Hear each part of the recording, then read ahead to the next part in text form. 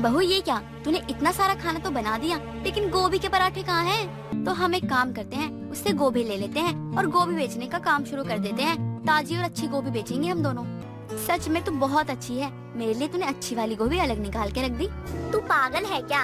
अरे ये तो वो गोभी है जो खराब हो गई है, इसमें कीड़े लगे हैं। सुरीली को शुरू से ही गोभी के पराठे खाना बहुत पसंद था और वो हमेशा ही अपनी बहू प्रीति से गोभी के पराठे बनवाया करती थी।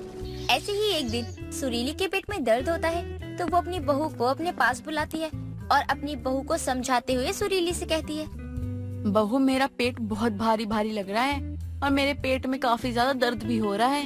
माँ जी, आपको मैंने पहले ही कितनी बार कहा है, अब ये आपकी कोई उम्र नहीं है चटाकेदार खाना खाने की। मैं आज आपके लिए मूंग दाल की खिचड़ी बना देती हूँ। हट बहू, क्या बकवास कर रही है? मैं और खिचड़ी खाऊं? अरे ऐसा बेस्वाद खाना मैं अपने दुश्मनों को भी ना खाने दूं। तू ये बोल रही है कि ये बेस्वाद खाना मैं खाऊं? हाय हाय, ये सुनकर तो मेरा मन ही खराब हो गया। माँ जी, आपको इतनी क्या परेशानी है अच्छे खाने से? अरे पेट खराब है तो कुछ हल्का ही खाना खाना चाहिए, वरना पेट का दर्द ठीक कैसे होगा? बहू जिद मैं नहीं बल्कि तू कर रही है। मैंने तुझे यहाँ ये पूछने के लिए नहीं बुलाया कि आज खाने में क्या बना है, बल्कि मैंने तुझे इसलिए बुलाया है, आज मेरा पेट ठीक नहीं है। मैं ज्यादा नहीं, बस 2-3 गोभी के पराठे खाऊंगी, तो तू मेरे लिए ज्यादा मत बनाइयो। हाय माँ जी, आपको खुद पर तरस नहीं आता है क्या? अरे पेट खराब है, दर्द है पेट में, फिर भी आपको वही गोभी के पराठे खाने हैं। अरे रोज तो खाती ही हो ना, एक दिन नहीं खाओगी तो कुछ होगा नहीं। मेरे शरीर को गोभी के पराठे नहीं मिले ना तो इससे जरूर कुछ ना कुछ हो ही जाएगा। फिर मत बोलियो कि हाय हाय क्या हो गया मेरी माँ जी को। आपको तो समझाना ही बेकार है। ठीक है, बना दूंगी आपके लिए गोभी के पराठे। प्रीति अपनी सास से बहस करने के बाद घर के बाकी कामों में लग जाती है। ऐसे ही कई दिनों बाद प्रीति अपनी ननद रिया के साथ बाजार सब्जियां लेने जाती है, जहाँ गोभी काफी महंगी हो गई थी। भाभी, इतनी महंगी गोभी हो रखी है और माँ को गोभी के पराठे खाने हैं, अब क्या करोगी आप? पता नहीं कौन सी सास मिली है मुझे। अरे हर रोज कोई गोभी के पराठे कैसे खा सकता है? सबको तो अलग अलग खाना चाहिए होता है, लेकिन यहाँ पर तो उल्टी गंगा बहती है। भाभी, आप तो कुछ साल पहले आए हो, तब माँ आपको इतना परेशान करती है। आप ये सोचिए, मैं और भैया तो बचपन से है माँ के साथ। हमसे पूछो कि माँ को कितना पसंद है गोभी का पराठा खाना। पूछ कर भी क्या ही हो जाना है। अब तो मैं इसी घर में रह रही हूँ, माँ जी को देखकर समझ आ गया है कि माँ जी को कितने ज्यादा पसंद है गोभी के पराठे। कोई बात नहीं भाभी, अब माँ को गोभी के पराठे पसंद है तो हम क्या ही कर सकते हैं। एक काम करो, आप महंगी गोभी ले ही लो, वरना घर पे जाके पता नहीं कितना कलेश होगा। अरे रिया, कैसी बात कर रही हो तुम? गोभी लेने का मतलब यही है कि शेर के मुंह में हाथ डालना। हम आज गोभी लेकर ही नहीं जाएंगे, तब देखते हैं माँ जी क्या करेंगी, तब कहाँ से लाएंगी। प्रीति बिना गोभी लिए वापस घर चली जाती है और खाना बनाने लग जाती है। कुछ देर बाद सारा खाना बन जाता है और खाने की टेबल पर प्रीति की सास ननद और उसका पति अंकित भी आ जाते हैं। खाने की टेबल पर सारा खाना देखकर और गोभी के पराठों को ना देखकर सुरीली हैरान हो जाती है और बोलती है, बहू ये क्या, तूने इतना सारा खाना तो बना दिया, लेकिन गोभी के पराठे कहाँ हैं? माँ जी, वो आज मैं और ननद जी बाजार गए थे, गोभी कुछ ज्यादा ही महंगी थी, इसीलिए आज गोभी नहीं लाए हम दोनों। आज आप ऐसे ही नाश्ता कर लो, कल परसों बना देंगे, थोड़ी बहुत सस्ती हो गई तो। लेकिन बहू ऐसे कैसे? तुझे पता तो है ना कि मुझे गोभी के पराठे कितने पसंद है और मैं गोभी के पराठे खाती हूँ। माँ, आप कैसी जिद लेकर बैठी हो? अरे कभी कभी कुछ अलग ट्राई करना चाहिए।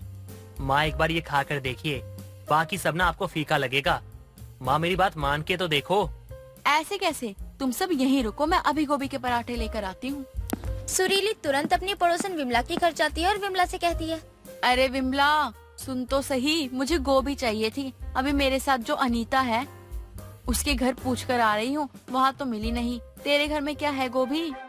अरे बड़े ही सही समय पर आई है तू, कल रात में ही मेरे भाई आया था गांव से।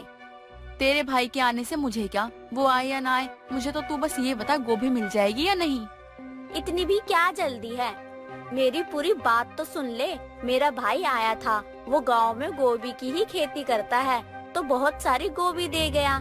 अच्छा हुआ तू आ गई, ले जा जितनी ले जानी है तुझे। विमला की बात सुनकर सुरीली काफी सारी गोभी उठाती है और अपने घर लेकर जाती है। कुछ दिनों तक आराम से अपनी बहू से गोभी के पराठे बनवाकर खाती रहती है। कुछ दिनों बाद जब गोभी खत्म हो जाती है तो प्रीति गोभी के पराठे नहीं बनाती तो ये देखकर सुरीली कहती है, बहू तूने फिर से आज मेरे लिए गोभी के पराठे नहीं बनाए। अगर तुझे ऐसा ही करना है या मुझसे परेशानी है तो तू साफ साफ बता देना मुझे। माँ जी, मैं कोई दुश्मनी नहीं निकाल रही हूँ, गोभी का टाइम ही नहीं है, इसीलिए गोभी महंगी है। अंकित की भी इतनी कमाई नहीं है कि हम बिना सोचे समझे ही ऐसे उड़ा दे।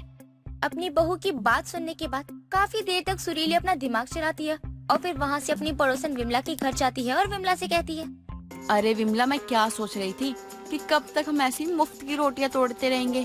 हमें कुछ काम धंधा करना चाहिए। मेरा तो बहुत मन है कुछ अच्छा सा काम करने का। तू ऐसे क्यों कह रही है? तेरे बेटे ने क्या प्रॉपर्टी से हिस्सा मांग लिया अपना, जो तुझे तेरा बुढ़ापा सुरक्षित नहीं दिख रहा है? ऐसा नहीं है। देख, मैं इसलिए कुछ करना चाहती क्योंकि आजकल सभी आत्मनिर्भर है। सब लोग कुछ ना कुछ कर रहे हैं। भगवान का दिया हुआ हमारे पास सब कुछ है, तो हमारे पास कोई परेशानी भी नहीं है। तो हमें अपना काम करने में क्या परेशानी हो सकती है? पहली बार तूने ऐसी बात की ना जिसमें मैं भी सहमत हूँ, वरना तू जब भी मुंह खोलती है कुछ ना कुछ गलत ही बोलती है। लेकिन अब हम ऐसा भी क्या करें इस उम्र में? वो जो तेरा भाई है ना, गोभी की खेती करता है, तुझे तो काफी मानता है ना वो। तो हम एक काम करते हैं, उससे गोभी ले लेते हैं और गोभी बेचने का काम शुरू कर देते हैं। ताजी और अच्छी गोभी बेचेंगे हम दोनों। ये तो है, लेकिन हम उसे ऐसे ही तो गोभी ले जाने नहीं दे सकते ना। हमें पहले अपने काम के लिए कुछ पैसे जमा करने पड़ेंगे, तभी तो हम कुछ कर पाएंगे ना।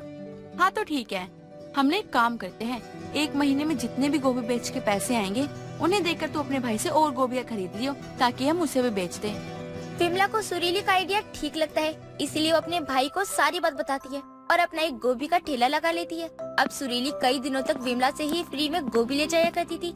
एक दिन सुरीली जब विमला से गोभी ले रही होती है तो वो बोलती है, पड़ोसन हो तो तेरे जैसी, तो मुझे कभी भी किसी चीज के लिए मना नहीं करती, हमेशा मुझे गोभी फ्री में देती है, जबकि ये काम हम दोनों साथ में शुरू करने वाले थे। अब इतना अच्छा आइडिया दिया था तूने, तो 1-2 गोभी तुझे फ्री में दे ही देती हूँ।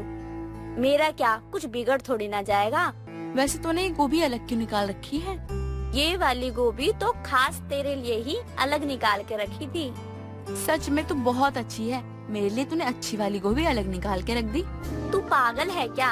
अरे ये तो वो गोभी है जो खराब हो गई है, इसमें कीड़े लगे हैं, तो इस गोभी को खरीदते नहीं है लोग और तू फ्री में लेती है। सब इसलिए ये तेरे लिए है। क्या? सुरीली को ये सुनकर चक्कर आ जाते हैं और वो वहीं बेहोश हो जाती है। जब सुरीली को होश आता है तो वो गोभी के पराठे खाना ही छोड़ देती है। भीमपुर गांव में शीतल नाम की एक बुजुर्ग बुढ़िया रहा करती थी। शीतल के 2 बेटे थे, लेकिन दोनों ही बेटे काफी समय पहले शहर रहने जा चुके थे। लेकिन शीतल आज भी अपने बच्चों का इंतजार कर रही थी और ऐसे ही शीतल को काफी साल बीत गए थे और शीतल अपनी एक टूटी फूटी झोपड़ी में रहकर खेती बाड़ी कर अपना पेट पालती थी। अरे ओ शीतल काकी, क्या बात है, आजकल आपको सुबह सुबह मंडी जाते हुए थी मैं। हाँ हाँ, तू तो जानती है ना, घर के पीछे जो मैंने परवल की खेती की है वो काफी अच्छी खासी हुई है, तो वो बेच के आती हूँ मंडी। हाँ हाँ, मैंने भी देखा है। अच्छा, वैसे कौन सा खाद डाला है परवल में, जो परवल के पत्ते ज्यादा ही परवल पे नजर आ रहे हैं? तुझे हर चीज में घुसने की आदत है। मैंने अपने परवल के खेत में कुछ भी डाला हो, तुझे उससे क्या? अच्छा तू बता, किस काम से आई थी? अरे काकी, आप तो गुस्सा हो गई, मैं तो बस पूछ रही थी। वैसे भी इस उम्र में गुस्सा चिड़चिड़ापन आम बात है। वैसे तो मुझे गुस्सा और चिड़चिड़ापन नहीं आता, लेकिन तेरी शक्ल देख लूं तो पूरा दिन खराब हो जाता है। हाँ हाँ, जा ही रही हूँ। आपको तो मुझे देखते ही इतनी दिक्कत और परेशानी होने लगती है। इतना बोलकर रज्जो शीतल के घर से चली जाती है और शीतल हमेशा रज्जो को खुद से दूर रखना चाहती थी, क्योंकि सारा गांव जानता था कि रज्जो एक नंबर की लालची है। एक रोज गांव का ही रामू शीतल के घर आता है। अरे शीतल काकी, कैसी हो? सुना है परवल की खेती इस बार खूब अच्छी हुई है आपकी। अरे रामू, अच्छा वाह, तू शहर से आ गया। मुझे तो पूरे गांव वालों ने परवल की खेती को लेकर सुना सुना कर कान पका दिए हैं। अरे गांव वाले हैं ही जलनखोर। चलो कोई बात नहीं, अब मैं आ गया हूँ तो अब मैं ही आपके परवल को मंडी ले जाया करूँगा। सुबह मिलते हैं काकी, बस अभी अभी आया हूँ। रामू शीतल के बेटे अमित का दोस्त था और अमित के शहर जाने के बाद से रामू शीतल की देख रेख किया करता था। अब अगली सुबह शीतल उठकर अपने घर के पीछे वाले खेत से कई सारी टोकरियां परवल तोड़कर उसे बोरियों में भर देती है और 4-5 बोरी परवल को शीतल अच्छे से पैक करके देती है। अरे बाप रे, देखो जरा, इतने छोटे से खेत में इस बुढ़िया के कितने परवल उगा लिए हैं और बोरी भरते जा रही है, तब भी बोरियां मिल नहीं रही है परवल रखने के लिए। लेकिन एक दिन में ऐसा कैसे हुआ जब इसने कुछ किया ही नहीं है? तो रज्जो बेटा, आज परवल तू ही ले जा, सब्जी बना लियो। तुम एकदम ठीक कह रही हो रज्जो, इस बुढ़िया का कुछ तो करना ही होगा। और ये रामू शहर से आ गया है, अब ये इस बुढ़िया के आगे पीछे दुम हिलाता मिलेगा। मैं तो कहती हूँ इस बुढ़िया के परवल के खेत को बर्बाद ही कर देते हैं, ना रहेगी बांस और ना बजेगी बांसुरी। लगता है ऐसा ही कुछ करना होगा रज्जो, वरना ये बुढ़िया दिन दुगनी रात चौगनी तरक्की करेगी। रामू शीतल के परवल की बोरियों को कर मंडी ले जाकर बेचकर शीतल को अच्छे खासे पैसे लाकर देता है। अब ऐसे ही कई दिन निकल जाते हैं। एक रोज ही शीतल परवल तोड़कर बोरियों में भर दिया करती है और गांव का रामू शीतल के परवल को मंडी में बेच आया करता था। अब देर रात रज्जू और जग्गू कम्बल ओढ़कर अपने मुंह को ढके हुए घर से निकलते हैं। अगर इस दवा ने काम नहीं किया तो तुम देख लेना तुम्हारा मैं क्या हाल करूंगी। अरे तुम्हें याद नहीं, मुखिया जी के आलू के खेत में हमने यही कीटनाशक दवाई डाली थी और उनके खेत के आलू के सारे पौधे जलकर राख हो गए थे। ठीक है, चलो जल्दी जल्दी काम पे लग जाते हैं और एक भी परवल का बेल मत छोड़ना। अब दोनों पति पत्नी शीतल के घर के पीछे परवल के पेड़ पर कीटनाशक दवा छिड़ककर हंसी खुशी घर लौट कर आते हैं। अब अगली सुबह जैसे ही शीतल परवल के खेत पहुंचती है तो वे खेत का नजारा देखकर हक्की बक्की रह जाती है। ये क्या, एक बेल में 10-10 परवल लटके हुए हैं? मैंने तो कल बस परवल के खेतों में पानी दिया था। चलो जो भी है अच्छा है, आज तो 4 गुना ज्यादा परवल उगाए हैं। शीतल खुद से ये कह ही रही होती है कि तभी रामू भी वहाँ आ जाता है और रामू भी परवल से लदे खेत को देखकर खुश होकर शीतल से कहता है, अरे शीतल काकी, परवल के पत्तों से ज्यादा तो यहाँ परवल नजर आ रहे हैं। क्या बात है, खेत का नजारा देखते ही बन रहा है। अरे रामू, ये सब मेहनत और कर्मों का नतीजा है। बस मेहनत करो और अच्छे कर्म करो, बाकी सब भगवान पर छोड़ दो। आप ठीक कहती हैं काकी, तभी तो मैं भी बस लोगों की मदद करना चाहता हूँ। लेकिन जैसे ही रामू और शीतल परवल तोड़ने जाते हैं तो वो देखते हैं आधे से ज्यादा परवल तो खराब हो रहे हैं। ये देखकर शीतल रामू से कहती है, परवल तो अच्छे आए हैं, लेकिन इसमें से अधिकतर परवल सड़ रहे हैं, ऐसा क्यों? हाँ काकी, आप एकदम सही कह रही हैं। और ऐसे परवल तो मंडी में 4 आने के भाव भी नहीं बिकेंगे। अब मैं क्या करूं? मुझे तो कुछ समझ में नहीं आ रहा है रामू। काकी आप सही कह रही हैं, लेकिन क्या ही किया जा सकता है? इन परवल को तोड़कर छांटना तो होगा ही ना। शीतल और रामू मिलकर सारे परवल खेत से तोड़ लेते हैं। उसके बाद वे सड़े हुए परवल छांटकर अच्छे परवल को रख देते हैं। काकी, ये परवल तो मंडी में बिकने से रहे, और अगर आज मैं मंडी नहीं जा पाया तो खाने पर आफत हो जाएगी। जो ही आप मुझे मंडी जाने के 200-300 रुपए देती थी, वह भी नहीं आएंगे।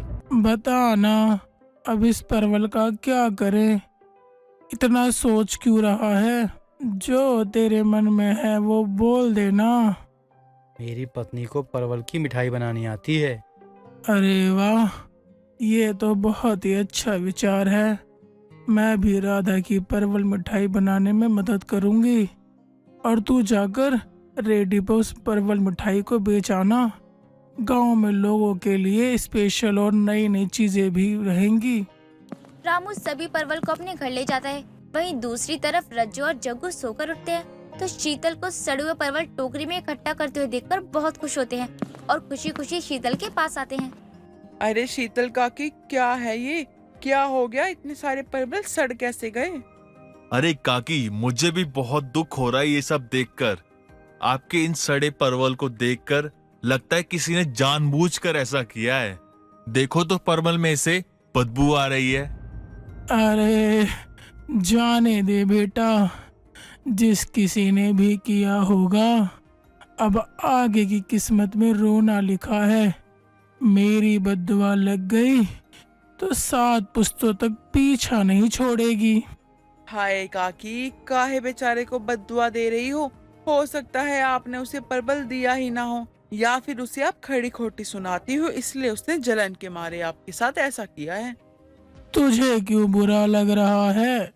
मैं तो करने वाले को बद्दुआ दे रही हूँ और दूंगी भी। इस उम्र में मुझ बुढ़िया को परेशान कर रहा है। रज्जू और जग्गू कुछ देर के बाद शीतल को परेशान करके वहाँ से चले जाते हैं। लेकिन देर शाम रामू ठेले पर परवल मिठाई बेचता है। जग्गू और रज्जू को दिखता है। अरे रज्जो भाभी, परवल मिठाई ले लो, एकदम ताजा है और स्वादिष्ट भी। अच्छा, तो अब तू और शीतल काकी मिलकर परवल मिठाई बेचने लगे हो? क्या बात है, लगता है परवल से करोड़पति बनकर ही मानेगी ये बुढ़िया। क्यों, अगर शीतल काकी करोड़पति बन गई तो आपके घर के सामने उनका महल आपसे देखा नहीं जाएगा। चलो चलो, अभी रास्ता छोड़ो और मुझे काम धंधा करने दो। रज्जू और जग्गू तो इस बात से खुश थे कि उन्होंने शीतल की फसल को तबाह कर दी। लेकिन शीतल और रामू तो यहाँ अपना दिमाग चलाकर दूसरा बिजनेस बना चुके थे और हर दिन वह दोनों परवल की मिठाई बनाकर गांव-गांव बेचते रहे थे, जिससे उन्हें मंडी में सब्जी बेचने से भी ज्यादा मुनाफा होने लगा था। अगर तू ना होता तो मैं भी हिम्मत ही हार चुकी थी। ना जाने किस अभागे को मुझ बुढ़िया के परवल की खेती से दुश्मनी थी, जो वो मेरे परवल पर कीटनाशक दवाई डाल गया। लेकिन जो भी है अच्छे के लिए हुआ है। आप बिल्कुल सही कहा आपने, जो भी हुआ अच्छा ही हुआ। ना वह कीटनाशक दवा परवल पर वो डालकर जाता और ना ही हम परवल मिठाई बना पाते। वैसे काकी, अपनी परवल मिठाई अब फेमस होती जा रही है। जहाँ एक तरफ शीतल को रज्जू बर्बाद करने की सोच रही थी, वहीं दूसरी तरफ शीतल और रामू मिलकर परवल मिठाई बेचकर गांव में फेमस होते जा रहे थे। एक दिन कॉलेज में आते जाते हुए वंदना और पूरब की टक्कर होती है और इसी के साथ दोनों की बात शुरू हो जाती है, जिस पर माफी मांगते हुए वंदना बोलती है। माफ करना, वैसे क्या नाम है आपका? जी जरूर, मेरा नाम पूरब है। और आपका नाम क्या है? मेरा नाम वंदना है और मैं यही पास के गांव में रहती हूँ। और आप यहाँ कहाँ से हो? और मैं पास में ही रहता हूँ, यहीं पे। आपके घर में कौन कौन है? मेरे घर में माँ, पापा और मैं हूँ। और आपके घर में कौन कौन है? मेरे घर में भी माँ, पिताजी और मैं ही रहती हूँ। इस तरह इन दोनों में दोस्ती हो जाती है और इन दोनों के नंबर भी एक्सचेंज हो जाते हैं। कुछ ही समय की बातों और मुलाकातों के चलते दोनों को एक दूसरे से प्यार हो जाता है और दोनों ही शादी के बारे में सोचने के लिए मिलते हैं। और बात करते हुए पूरब बोलता है, वंदना, मुझे तुमसे प्यार है, तो क्या तुम मुझसे शादी करोगी? हाँ करूँगी। क्या तुम मुझसे शादी करना चाहते हो? हाँ यार, ये भी कोई पूछने वाली बात है। मैं शादी करना चाहता हूँ, तभी तो तुमसे पूछा। बस तो फिर क्या, अपने घर वालों को रिश्ता लेके भेज दो मेरे घर पे। ठीक है, भेजना क्या है, मैं जल्दी तुम्हारे घर पे आऊंगा मम्मी पापा को लेकर रिश्ते की बात करने। ठीक है, जल्दी आना, मैं इंतजार करूंगी तुम्हारा। ऐसे ही दिन बीत जाते हैं और इनकी शादी भी हंसी खुशी से हो जाती है। शादी के बाद वंदना की पहली रसोई का दिन होता है और वो परेशान दिखाई देती है क्योंकि वंदना को खाना बनाना तो आता ही नहीं था। तभी उसकी सास कोकिला बोलती है, अरे बहू, क्या हुआ? ये तो तुम्हारी पहली रसोई है ना इस घर में, और तुम कुछ परेशान नजर आ रही हो। क्या बात है, मुझसे पूछो। जी माँ जी, मुझे खाना बनाना नहीं आता है। ये तो बस सब सोच के परेशान हूँ थोड़ा। अरे हाँ, पता तो है मुझे भी इस बारे में। कोई बात नहीं, क्योंकि ये तुम्हारी पहली रसोई है तो मैं तुम्हारी मदद करती हूँ। ठीक है माँ जी, शुक्रिया आपका। मैं आपको विश्वास दिलाती हूँ कि मैं जल्दी ही खाना बनाना सीख लूंगी। अपनी बात के मुताबिक वंदना जल्दी ही खाना बनाना सीख लेती है। कोकिला को चलने में तकलीफ होती है तो अपनी बहू से कहती है, बहू, मैं थक गई हूँ और मुझे बहुत जोरों से भूख भी लग रही है, तो कहो अब क्या किया जाए? पर माँ जी, घर पहुँचते पहुँचते मुझे देर लगेगी, हम यहीं पर ही कुछ खा लेते हैं। ठीक है, जैसा तुम ठीक समझो, पर क्या खाएंगे हम यहाँ? देखिए माँ जी, वहाँ पर सामने एक कचौड़ी की दुकान दिखाई दे रही है। हाँ, दिख तो रही है मुझे भी। ठीक है, चलते हैं वहाँ पर। फिर दोनों वहाँ से कचौड़ी खाकर अपने घर वापस चली जाती हैं। कुछ दिनों के बाद कोकिला को कचौड़ियाँ खाने की इच्छा फिर से होती है तो वो वंदना से कहती है, वंदना, मेरा कचौड़ी खाने का बहुत मन है, पर उसके लिए तो हमें फिर से बाजार जाना पड़ेगा ना। अरे नहीं नहीं माँ जी, अब नहीं जाना पड़ेगा आपको कहीं भी।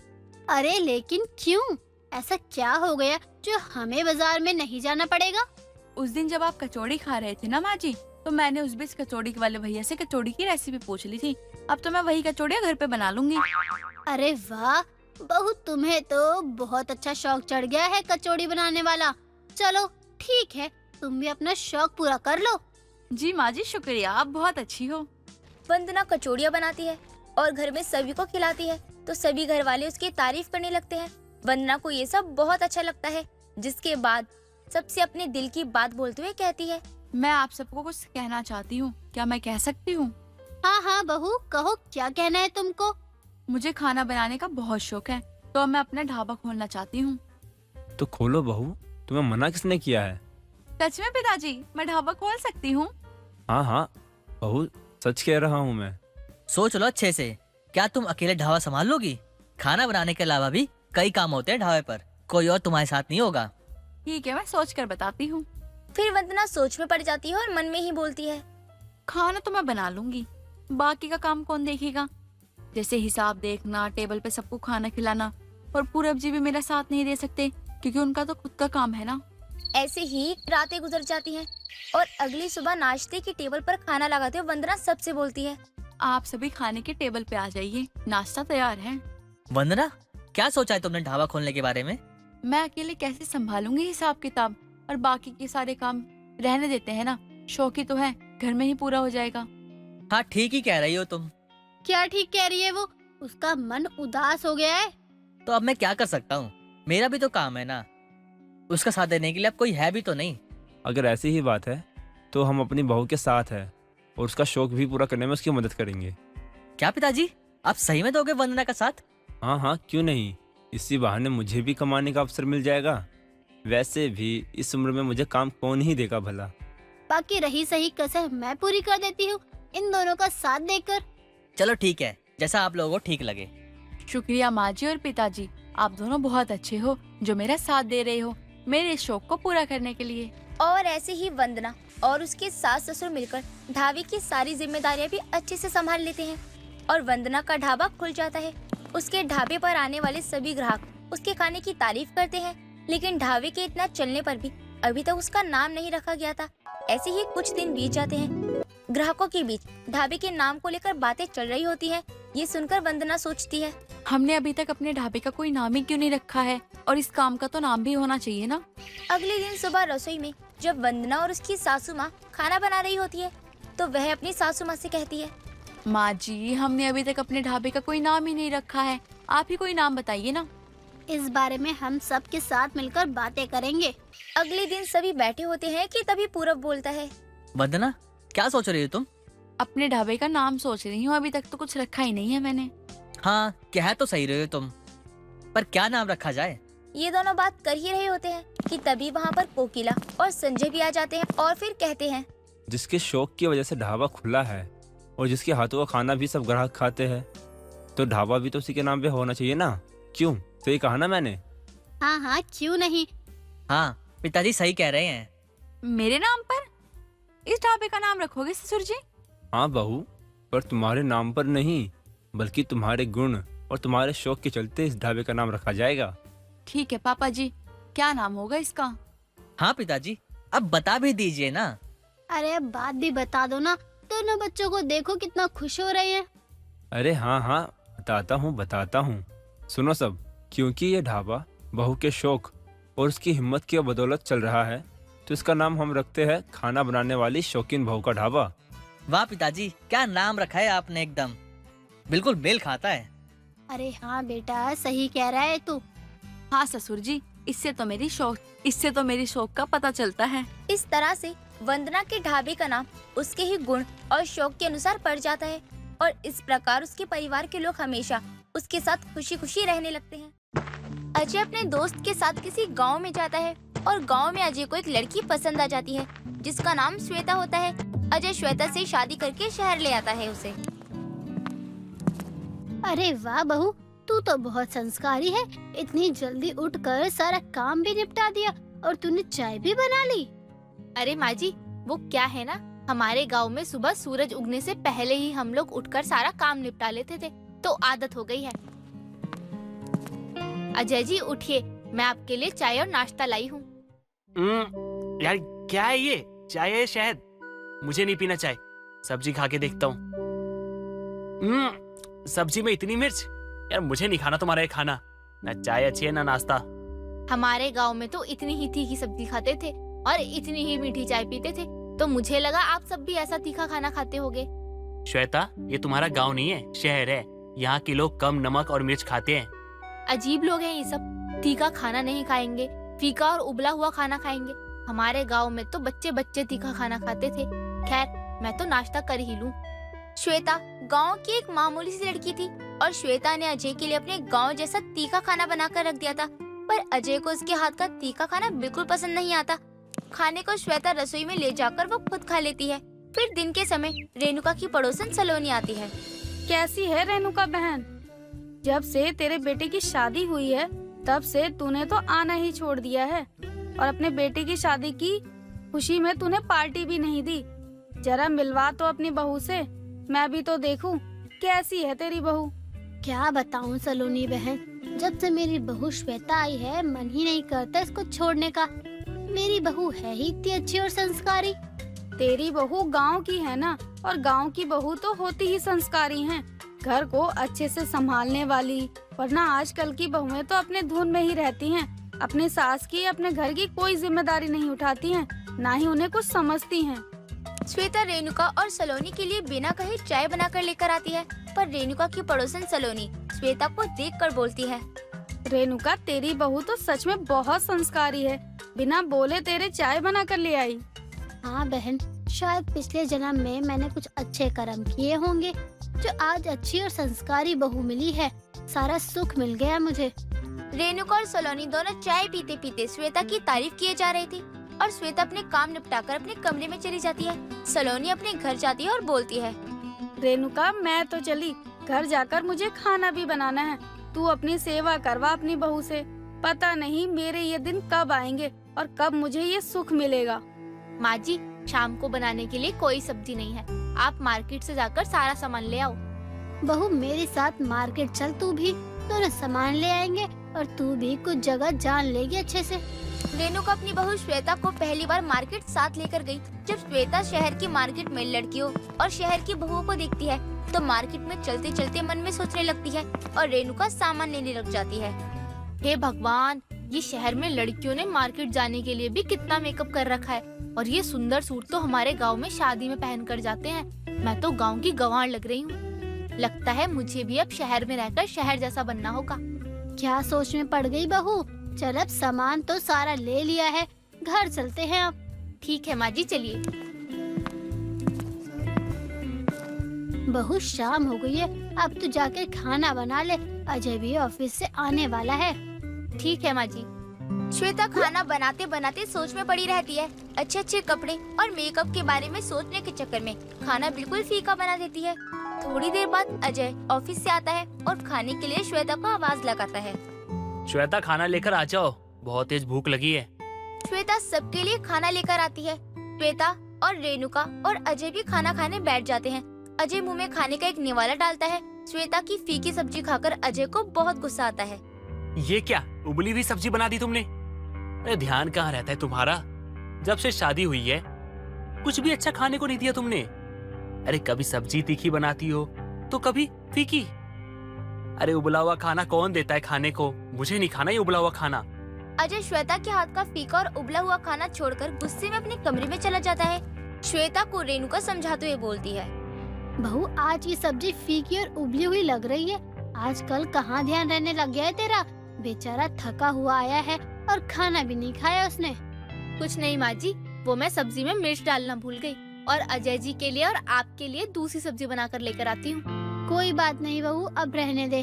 अब शायद वो खाएगा भी नहीं, थक कर सो गया होगा, पर आगे से ध्यान रखिए तुम। श्वेता की उबली हुई सब्जी को देखकर रेणुका समझाने लगती है और श्वेता को अंदर ही अंदर गुस्सा आने लगता है। श्वेता रसोई में जाकर गुस्से में बड़बड़ाने लगती है और जोर जोर से बर्तन फेंककर काम करने लगती है। मुझे इन सब लोगों ने गांव की गंवार लड़की समझकर नौकरानी बना रखा है। खुद पर तो कभी ध्यान दिया ही नहीं मैंने। अब से मैं भी शहर की लड़कियों की तरह सज धज कर रहूंगी। आखिर मैं भी इस घर की नई बहू हूँ।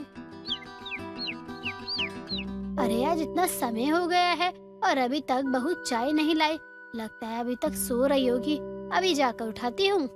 रेणुका श्वेता को उठाने के लिए उसके कमरे में जाती है तो देखती है अजय सुबह जल्दी ऑफिस चला गया और श्वेता सो नहीं रही होती है, बल्कि सारा काम छोड़कर नई सी साड़ी पहनकर मेकअप कर रही होती है। रेणुका श्वेता को मेकअप करते देखकर बोलती है, अरे बहू आज तू कहीं जा रही है क्या? जो इतनी सुबह तैयार हो गई और इतना मेकअप करके? नहीं माँ जी, मैं इस घर की नई बहू हूँ, तो क्या मेरा हक नहीं है सज धज के रहने का, मेकअप करने का? नहीं बहू, ऐसी बात नहीं है। श्वेता मेकअप करके रसोई में काम करने के लिए जाती है। बर्तन देखकर पानी से बचने के चक्कर में बाहर से राख लेकर आती है। अरे ये तो बहुत सारे बर्तन हैं, पानी से धोने में तो मेरे कपड़े भी गंदे हो जाएंगे, बहुत समय भी लग जाएगा। इससे अच्छा मैं राख से साफ कर देती हूँ और जल्दी भी साफ हो जाएंगे बर्तन। श्वेता रसोई में सारे बर्तन धोकर अपने कमरे में चली जाती है।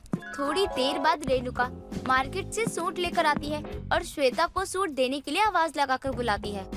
बहू जरा बाहर आ, मैं तेरे लिए कुछ लाई हूँ। बहू मैं तेरे लिए सूट लाई हूँ, तुझ पर बहुत सुंदर लगेगा। माँ जी, ये इतना बुरा सा सूट मैं पहनूंगी? और ये सूट नहीं, चद्दर का कपड़ा लग रहा है। माँ जी आप ही पहनिए ऐसा सूट, मुझे नहीं चाहिए चद्दर के कपड़े का सूट। श्वेता रेणुका का सूट नापसंद करके अपने कमरे में चली जाती है। शाम के समय जब रेणुका श्वेता से बोलती है, बहू शाम होने को आई है, अजय भी आने वाला है ऑफिस से, जाके खाना बना ले अब। अरे माँ जी, मेरे पास बिल्कुल भी समय नहीं है, खाना आप बना लीजिए, मुझे ब्यूटी पार्लर जाना है। अभी शहर आए 1 हफ्ता भर नहीं हुआ और देखो महारानी के नखरे शुरू हो गए। बस करिए माँ जी, मेरे पास आपसे बहस करने के लिए बिल्कुल समय नहीं है। आपका क्या है, आपने तो मुझे नौकरानी समझ रखा है।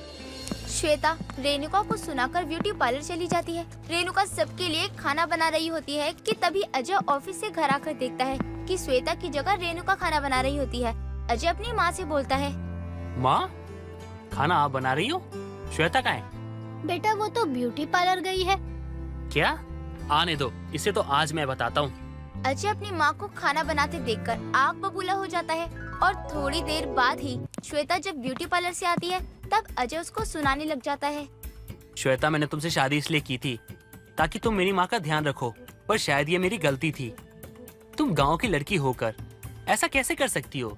अच्छा मुझे अब समझ में आया कि मैं तो तुम्हें भोली भाली समझता था, लेकिन तुम तो गांव की शातिर लड़की निकली। अजय जी, मैं आपके घर की नौकरानी नहीं हूँ जो सारा दिन काम में लगी रहूँ। रेणुका और अजय श्वेता को गांव की भोली लड़की समझते थे, पर दोनों की ही गलतफहमी थी। श्वेता गांव की शातिर बहू निकल जाती है। रिया अपने पिता अमित के साथ रहती थी। कुछ महीनों पहले रिया की माँ की मृत्यु हो गई थी। रिया की माँ के मरने के बाद पूरा घर रिया ने ही संभाला था। लीजिए पिताजी, चाय पीजिए। रिया बेटा, मैंने कभी सोचा नहीं था कि तू समय के साथ इतनी समझदार हो जाएगी। तेरी माँ के जाने के बाद तूने मेरा और मेरे घर का अच्छे से ध्यान रखा है। पिताजी, माँ के मरने के बाद आप ही मेरे लिए सब कुछ हो और मैं आपका पूरा ध्यान रखूंगी। बेटा अब तू बड़ी हो गई है, बचपन से तुझे माँ का सुख नहीं मिला। मुझे दूसरी शादी अब कर ही लेनी चाहिए। जब तक तेरी शादी नहीं होती तुझे माँ का प्यार मिल ही जाएगा। और बेटा शादी के बाद तू भी अपने ससुराल चली जाएगी, तो इस घर को कौन संभालेगा? ठीक है पिताजी, जैसा आपको ठीक लगे। अमित दूसरी शादी कर लेता है। रिया को भी सौतेली माँ मिल जाती है जिसका नाम चांदनी होता है। चांदनी की एक बेटी होती है जिसका नाम वैशाली होता है। चांदनी रिया को उतना ही प्यार करती है जितना कि अपनी बेटी वैशाली से करती है। हे भगवान, इस लड़की का मैं क्या करूं? दिन होने को आ गया, अभी तक इसके उठने का नहीं पता। अपनी नानी के घर भी ऐसे ही नाक में दम कर रखा था। उठ जा, अब बेशरम की तरह पड़ी हुई है। रिया को देख, कितनी समझदार है, समय से पहले सब कर लेती है। क्या माँ, जब से हम इस घर में आए हैं तब से बस उस रिया से ही मेरी तुलना करती रहती हो। बेटा तू अब बड़ी हो गई है, समझदार हो गई है और तुझे अभी तक ठीक से खाना बनाना नहीं आता। रिया से कुछ सीख। वैशाली को अपनी सौतेली बहन रिया बिल्कुल भी पसंद नहीं थी। जब भी चांदनी रिया की तारीफ करती थी, वैशाली रिया से चिढ़ने लग जाती थी। और रिया को बुरा भला बोलने लगती थी। वाह रिया बेटा, तूने सब्जी तो बड़ी स्वाद बनाई है, मजा आ गया खाकर। रिया के माँ के जाने के बाद मेरी बेटी ने ही घर को संभाला है। खाना बनाने का बहुत ही शौक है इसे। खाने में चाहे कुछ भी कह दो इसे बनाने के लिए, बहुत ही स्वादिष्ट बनाती है। शुक्रिया, और लीजिए ना माँ सब्जी। क्या सीखूं मैं इससे? बड़ी बहन है तो क्या, मुझे नहीं करना, मुझे आता ही नहीं है, मैं करूँगी नहीं। मैं ऐसे मत बोलिए मेरी छोटी बहन को, वो सब कुछ सीख जाएगी धीरे धीरे। अभी उसकी उम्र ही कितनी है, अभी उसकी बड़ी बहन बैठी है उसे सब कुछ सिखाने के लिए। माँ बस करो, इतनी भी अच्छी नहीं बनी सब्जी जितनी आप तारीफ कर रहे हो। तुम मुझे अपनी बहन बनाने की कोशिश मत करो, समझी? तुम मेरी सौतेली बहन हो और सौतेली ही रहोगी मेरे लिए। मेरी माँ की भी तुम सौतेली बेटी हो। तुझे जरा सी भी शर्म नहीं है? जो तेरा इतना अच्छा सोच रही है उसी के लिए अपनी तमीज भूल रही है। तू भूल गई है आज जहाँ तू अपना आराम फरमा रही है वो उसी का घर है जिसको इतना कुछ बोलने से पहले कुछ सोच भी नहीं रही है तू। रिया बेटा, मैं वैशाली की तरफ से माफी मांगती हूँ, मुझे माफ कर देना जो तुम्हें इतना बुरा भला बोल रही है। माँ आप ये सब क्यों कर रही हैं? कोई बात नहीं, वो अभी छोटी है, अभी नहीं समझी तो बाद में समझ जाएगी। वैशाली के इतना बुरा भला बोलने के बाद भी रिया उसकी बातों का बुरा नहीं मानती थी। कुछ देर बाद रिया वैशाली के कमरे में खाना लेकर जाती है। वैशाली मुझे माफ कर दो, आज मेरी वजह से माँ ने तुम्हें थप्पड़ मारा, और ये लो मैं तुम्हारे लिए खाना लेकर आई हूँ। तुमने उस समय खाना नहीं खाया था तो सोचा अपनी छोटी बहन के लिए खाना ले आऊँ। ज्यादा अच्छे बनने की कोशिश मत करो। तुम क्या सोच रही हो? तुम मुझसे माफी मांगने आओगी तो मैं तुम्हें माफ करके क्या अपनी बहन मान लूंगी? ये कभी नहीं हो सकता, समझी तुम? चले जाओ यहाँ से। शायद अभी इसका गुस्सा खत्म नहीं हुआ है। कोई बात नहीं, थोड़ी देर में शांति हो जाएगा, फिर अपने आप रसोई में आकर खाना खा लेगी। पता नहीं क्या समझ रही है। जब से यहाँ रह रहे हैं बस यही सुनने को मिल रहा है, खाना अच्छा बनाती है, ये वो। अब मुझे ही कुछ करना पड़ेगा जिससे उसकी तारीफ बंद हो जाए। फिलहाल तो मैं कुछ खाने के लिए लाती हूँ। अगर मैं अपने कमरे में खाना लाई तो रिया को पता चल जाएगा, इसलिए मैं चुपके से रसोई में जाकर जल्दी से खाकर आ जाऊंगी। वैसे सब्जी तो टेस्टी बनाई है, पर इतनी भी नहीं जितनी उसे तारीफ सुनने को मिलती है। अब जो मैं करने वाली हूँ उससे रिया की सब्जी की तारीफ नहीं होगी। रिया की इतनी बेइज्जती करने के बाद भी वैशाली बेशर्मों की तरह चुपके से रसोई में जाकर रिया के हाथों का बना खाना खाती है। और शाम होते ही जब रिया रसोई में जाती है तो देखती है कि एक दिन का बचा हुआ खाना नहीं है। रिया समझ जाती है कि वैशाली ने खाना खा लिया। आखिर वैशाली ने खाना खा ही लिया। सच में वो बच्ची है, जब बड़ी हो जाएगी खुद समझने लगेगी सब कुछ। मैं सबके लिए खाना बना लेती हूँ। आज खाने में कुछ अच्छा सा बनाऊंगी जिससे मेरी बहन बहुत खुश हो जाए। रिया ये सोचकर खुश हो जाती है कि वैशाली ने उसके हाथों का खाना खा लिया। रिया शाम का खाना बनाने लगती है। रिया खाना बनाने के बाद रसोई से बाहर आती है। तभी चुपके से वैशाली रसोई में जाके रिया की सब्जी में बहुत सारा नमक डाल देती है। आज देखती हूँ कहाँ से तारीफ होगी इसकी सब्जी की। ज्यादा उछलती है अपनी तारीफ सुनने के लिए। आज तो मजा ही आने वाला है जब माँ और पिताजी रिया को सुनाएंगे। ओह गॉड, अब ये कहाँ से आ गई? कहीं इसने मुझे सब्जी में कुछ मिलाते हुए तो नहीं देख लिया? अरे वैशाली, तुम यहाँ रसोई में क्या कर रही हो? कुछ काम था क्या तुम्हें? अगर कुछ काम है तो मुझे बताओ। वो मैं पानी पीने आई थी। और हाँ, मुझसे ये सब पूछने की जरूरत नहीं है। मैं कहीं भी जाऊँ, तुम्हें इससे क्या? वैशाली ऐसा बोलकर अपने कमरे में चली जाती है। रिया रसोई में जाकर देखती है कि रिया को रसोई में रखा खाना देखकर अजीब लगता है। वो सोच में पड़ जाती है। अरे मैंने तो सब्जी का ढक्कन बंद करके रखा था, ये खुला कैसे है? कहीं वैशाली ने क्या पता सब्जी तो नहीं चखी होगी। अगर वैशाली ने सब्जी चखी भी होगी तो उसे अच्छी लगी होगी, इसलिए तो मैंने आराम से बनाई है सब्जी। इस शरारती लड़की की आदत नहीं जाएगी चुप चुप के खाना खाने की। रिया सभी के लिए खाना परोसती है। खाने की काफी अच्छी खुशबू आ रही थी। रिया की सौतेली माँ चांदनी बोलती है, रिया, खाने की तो बहुत अच्छी और स्वादिष्ट खुशबू आ रही है, तो ये सब खाने में कितना अच्छा होगा। अरे बेटा, अब तारीफ ही करती रहेगी या खाना भी खिलाएगी? चलो अब खाना खाओ। आजा रिया बेटा, तू भी बैठ जा खाने के लिए। अरे ये क्या बना दिया? ये सब्जी नहीं, ये तो जहर लग रहा है। इतना नमक सब्जी में? अरे हाँ, ये तो जहर जैसा लग रहा है। रिया, तूने सब्जी कैसे बनाई है? पिताजी, मैंने तो सब्जी चखी थी बनाने के बाद, मुझे तो सही लगी थी। अब इसमें नमक इतना ज्यादा कैसे हो गया, मुझे कुछ नहीं पता। अगर तूने इस सब्जी में नमक नहीं डाला तो क्या तेरे भूत ने डाला है? ले जा इस जहर जैसी सब्जी को यहाँ से। मैंने तो इतना नमक डाला ही नहीं था सब्जी में, फिर ये कैसे हो गया? कहीं वैशाली ने तो नहीं किया ये सब? नहीं नहीं, वो क्यों करेगी, शायद मेरी ही गलती की वजह से ये सब हुआ है। रिया के साथ हुआ देखकर वैशाली अपने कमरे में चुपचाप हंसती है। रिया फिर भी अपनी गलती को मानकर दूसरी सब्जी बनाने के लिए चली जाती है। अब आया मजा मुझे। रिया को इतना सुनने को मिला, पता नहीं क्या समझती है अपने आप को। अब कल दिन में खाना बनाएगी जब मैं उसके खाने में मिर्ची डाल दूंगी। वैशाली फिर से रिया के खाने में मिर्ची डालने की कोशिश करती है, पर अचानक से चांदनी रसोई में आ जाती है। वैशाली के हाथ में मिर्ची का डब्बा देखकर वैशाली से बोलती है, वैशाली, ये तू क्या कर रही है? मिर्ची का डब्बा हाथ में लेकर क्या कर रही है ये सब? तू सब्जी में मिर्च डाल रही है? तुझे शर्म आनी चाहिए। तेरी बहन रिया तेरे लिए इतना अच्छा सोचती है और तू उसके साथ ऐसा कर रही है। कल भी तूने ही नमक मिलाया होगा सब्जी में। माँ, मुझे माफ कर दीजिए, मुझसे अब बहुत बड़ी गलती हो गई। मैंने जलन की वजह से ये सब किया, अब कभी ये गलती नहीं होगी। माँ, वैशाली, तुम दोनों रसोई में क्या कर रही हो? वैशाली, तुम रो क्यों रही हो? रिया बहन, कल जो सब्जी में नमक था वो मैंने डाला था। रिया बहन, प्लीज मुझे माफ कर दो। रिया अपनी सौतेली बहन को माफ कर देती है और खुशी खुशी दोनों बहनें एक साथ रहने लगती हैं।